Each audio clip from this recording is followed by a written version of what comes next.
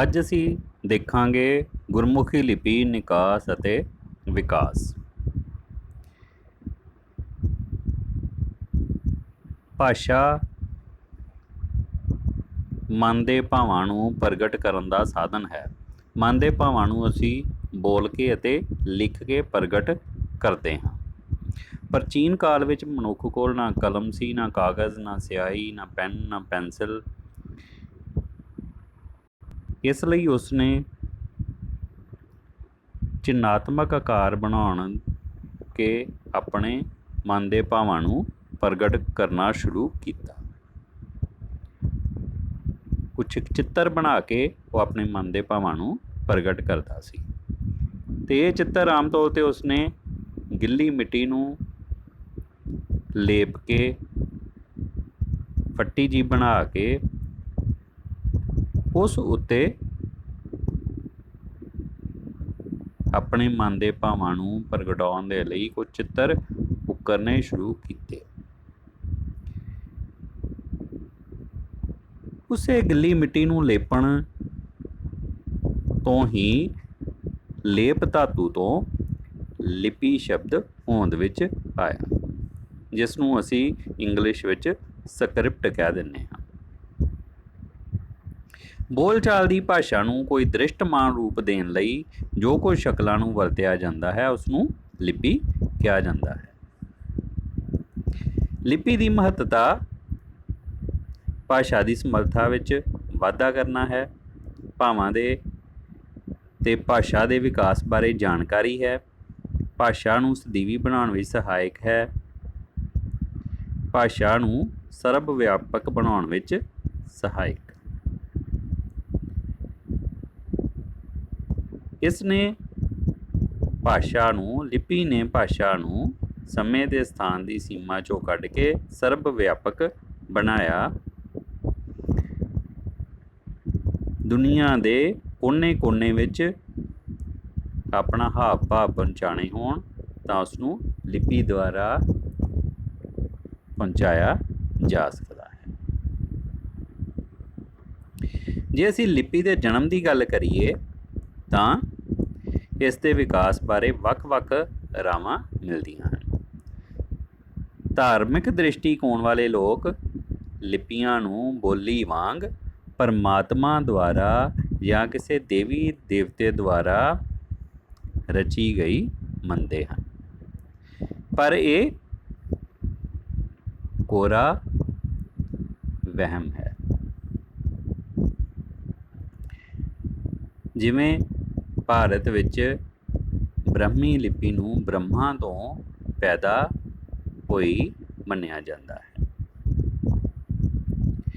ਜੇ ਅਸੀਂ ਲਿਪੀ ਦੇ ਜਨਮ ਦੀ ਗੱਲ ਕਰੀਏ ਤਾਂ ਇਸ ਦਾ ਵਿਕਾਸ ਬਹੁਤ ਲੰਬੇ ਸਮੇਂ 'ਚ ਹੋਇਆ ਹੈ। ਵਿਦਵਾਨਾਂ ਦਾ ਅਨੁਮਾਨ ਹੈ ਕਿ ਇਹ ਲਗਭਗ 10,000 ਈਸਵੀ ਪੂਰਵ ਤੋਂ ਸ਼ੁਰੂ ਹੋਈ ਹੋਵੇਗੀ। ਜੋ ਪ੍ਰਾਚੀਨਤਮ ਪ੍ਰਮਾਣ ਮਿਲਦੇ ਹਨ ਉਹ 10,000 ਈਸਵੀ ਪੂਰਵ ਯਾਨੀ ਕਿ ਅੱਜ ਤੋਂ 12,000 ਪਹਿਲਾਂ ਦੇ ਮਿਲਦੇ ਹਨ।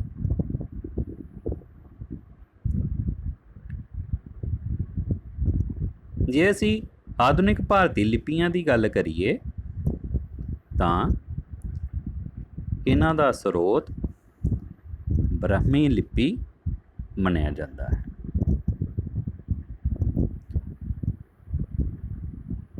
ਜੇ ਅਸੀਂ ਗੁਰਮੁਖੀ ਲਿਪੀ ਦੀ ਗੱਲ ਕਰੀਏ ਤਾਂ ਪੰਜਾਬੀ ਭਾਸ਼ਾ ਦੀ ਲਿਪੀ ਦਾ ਨਾਮ ਗੁਰਮੁਖੀ ਹੈ।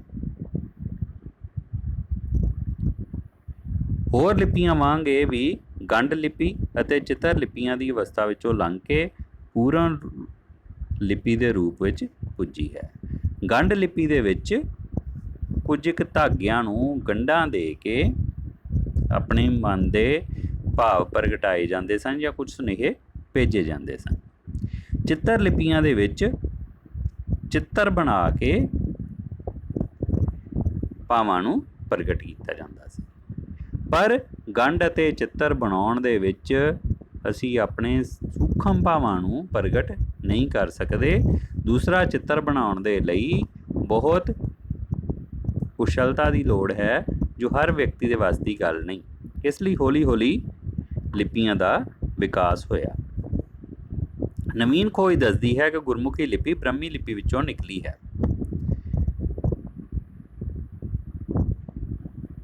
ब्रह्मी लिपि तो शारदा ਅਤੇ शारदा तो बाद गुरमुखी लिपि का विकास होया। इसे तरह ही भारत दीयां काफ़ी भाषावां ब्रह्मी लिपि विचों निकलियां हैं।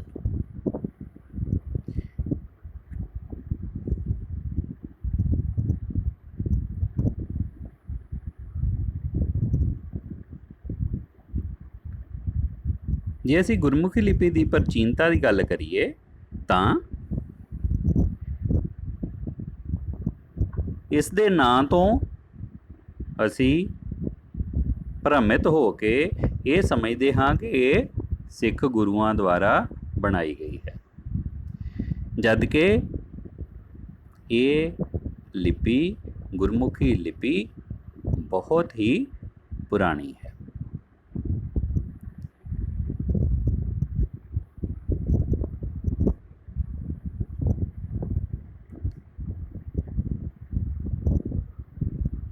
बहुत पुराने प्रमाण मिले हैं जिस तो ये सिद्ध होंदा है कि गुरमुखी लिपि बहुत पुरानी है।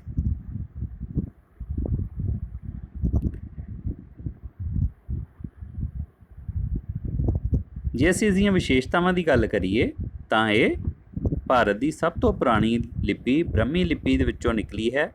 ये एक सुतंत्र लिपि है। संसार दीयां विकसित लिपियां विचों एक विकसित लिपि मनी गई है। सुतंत्र लिपि भाव ये नहीं ये किसी एक लिपि का ही अगों रूपांतरित रूप है, नहीं। ये एक सुतंत्र लिपि है जो ब्रह्मी लिपि तो इसका निकास होया है।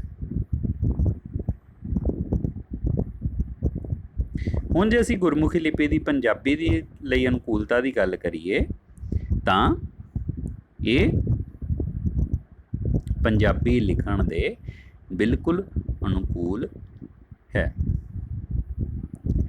पंजाबी दियां हरेक धुनियां नूं प्रगट करन दे लई इस विच सारे चिन्ह मौजूद हैं।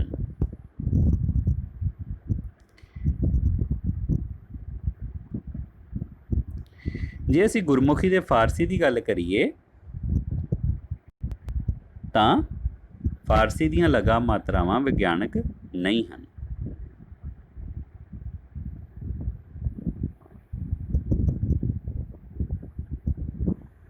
फारसी विच सस्सा लई 3 आवाज़ां की वरतों की जाती है कि जो कि पंजाबी लई इसकी उपयोगिता नहीं है।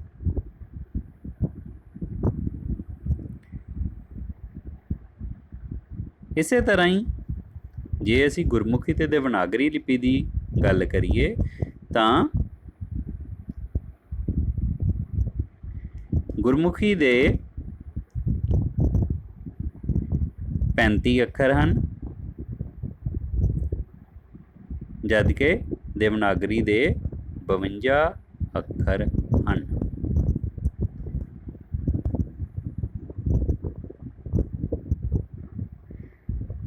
पंजाबी नूं असी इन्हां 35 अखरां दे नाल ही आसानी दे नाल लिख सकते हैं।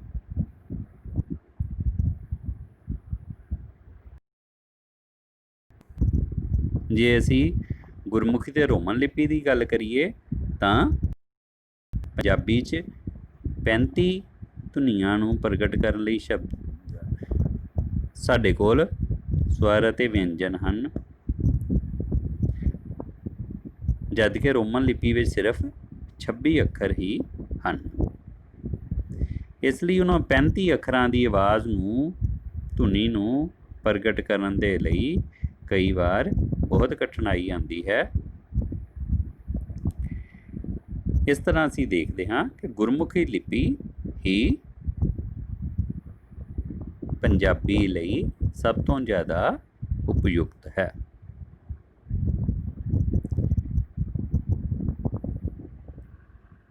ਭਾਸ਼ਾ ਲਗਾਤਾਰ ਵਿਕਸਿਤ ਹੁੰਦੀ ਰਹਿੰਦੀ ਹੈ।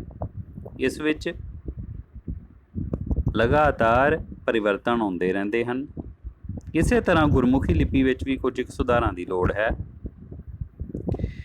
ਜੋ ਕਿ ਅੱਜ ਕੱਲ੍ਹ ਦੇ ਕੰਪਿਊਟਰ ਦੇ ਯੁੱਗ ਵਿੱਚ, ਟਾਈਪ ਕਰਨ ਦੇ ਯੁੱਗ ਵਿੱਚ ਹੋਰ ਵੀ ਦ੍ਰਿਸ਼ਟੀਗੋਚਰ ਹੋਣਾ ਲੋਚਦੇ ਹਨ। ਕੁਝ ਕੁ ਸੁਧਾਰਾਂ ਦੀ ਲੋੜ ਹੈ, ਜਿਵੇਂ ਕਿ ਕੁਝ ਅੱਖਰ ਜਿਵੇਂ ਯਈਆਂ, ਣਾਣਾ, ਲੱਲਾ, ਡਾੜਾ, ਝੱਝਾ ਆਦਿ ਲਿਖਣੇ ਮੁਸ਼ਕਲ ਹਨ। ਤੇਜ਼ ਲਿਖਣ ਵਿੱਚ ਇਹਨਾਂ ਨੂੰ ਵਿੱਚ ਰੁਕਾਵਟ ਪੈਂਦੀ ਹੈ। ਇਸੇ ਤਰ੍ਹਾਂ ਹੀ ਕੁਝ ਹੋਰ ਸੁਧਾਰ ਲੋੜੀਂਦੇ ਹਨ, ਜੋ ਕਿ ਕਾਫੀ ਸਾਵਧਾਨੀ ਦੇ ਨਾਲ